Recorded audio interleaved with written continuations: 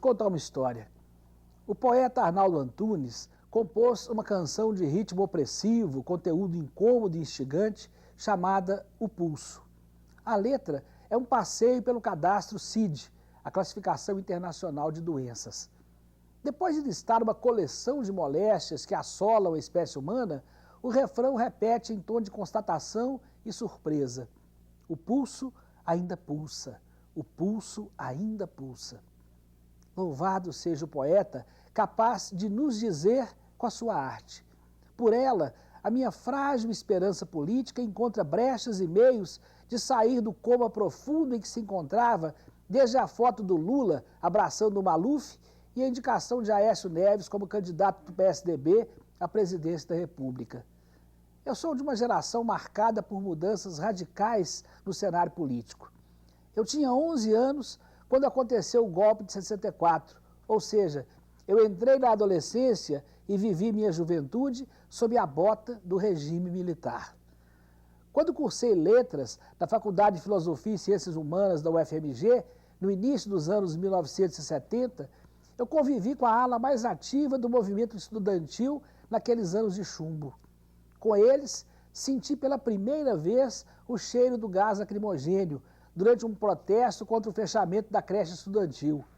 Memória de um tempo em que lutar por seu direito é um defeito que mata, cantou o Gonzaguinha em Legião dos Esquecidos.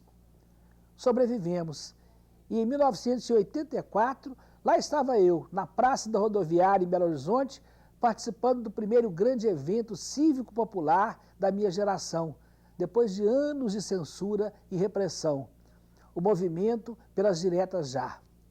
Um espetáculo inesquecível. E eu, nas primeiras filas, com meu garoto de 4 anos nos ombros, emocionado ao lado de milhares de pessoas que assistiam e aplaudiam os discursos vindos do palanque onde se realizava o comício de Belo Horizonte. Nossa reivindicação, o meu sonho, votar para presidente da República. Os meus alunos hoje devem achar isso meio ridículo. É que eles votam aos 16 anos. Eu, naquela época, já tinha 36 e não sabia o que era isso. Perdemos as diretas já, mas ganhamos um novo rumo na história. E o resumo desses capítulos? Collor, impeachment, Itamar, FHC1, FHC2, Lula. Lula lá. A esperança venceu o medo e com ele a minha geração chegava, enfim, ao poder. Vieram então o Lula 1, Lula 2, o Mensalão, Dilma, decepção. Olha, não sou um alienado ou um analfabeto político. Eu sei do jogo que se trava por trás da cena. Sei dos interesses, dos rabos presos da mídia, que só conta a parte da história que interessa aos que têm saudades do poder. Sei dos avanços econômicos e sociais que os governos Lula e Dilma promoveram principalmente para uma massa popular que sempre foi usada, manipulada e depois esquecida. Eu sei que é muito difícil para a classe média da qual eu sou parte entender o alcance de um Fome Zero, de um Bolsa Família ou da diferença de 20 centavos no preço da passagem de ônibus. Nós não sabemos o que é fome. Nós não sabemos sequer o que é enfrentar um busão vermelho lotado no trajeto Veneza-Vale do Jatobá.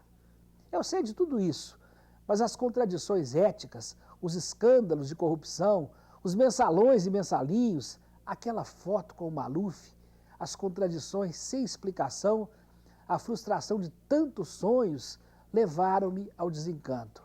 E a minha cidadania entrou em coma profundo. Daqui a pouco eu continuo a lhes contar essa história.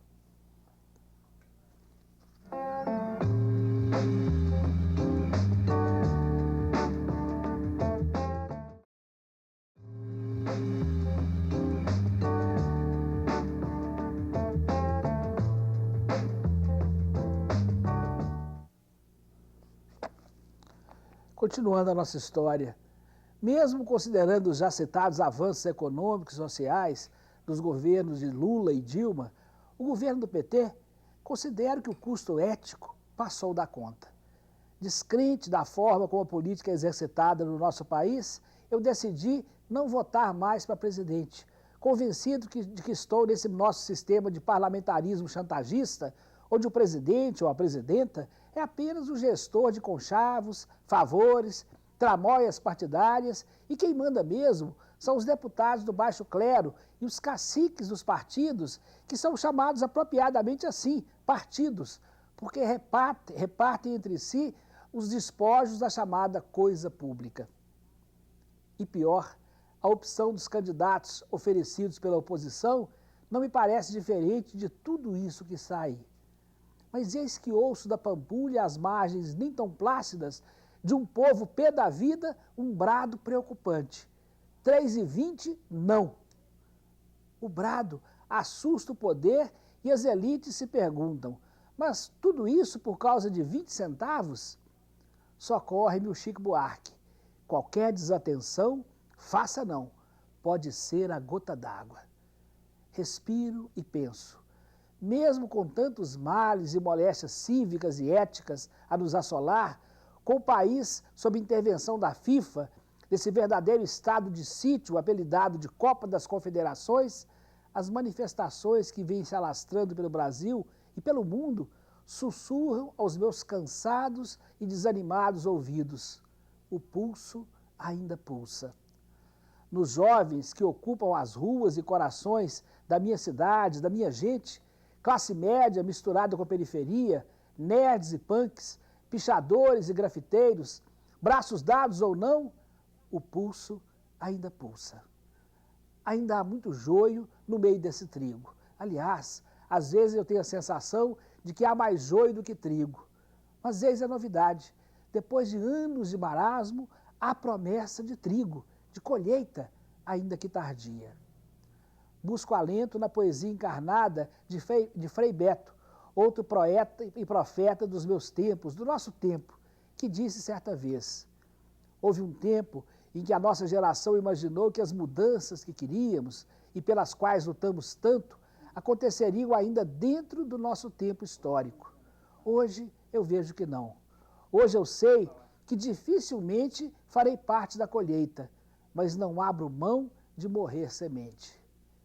Ainda falta muito, mas nos jovens que se manifestam nas ruas e praças, rebeldes, visionários, o pulso dos sonhos de outras e tantas gerações ainda pulsa.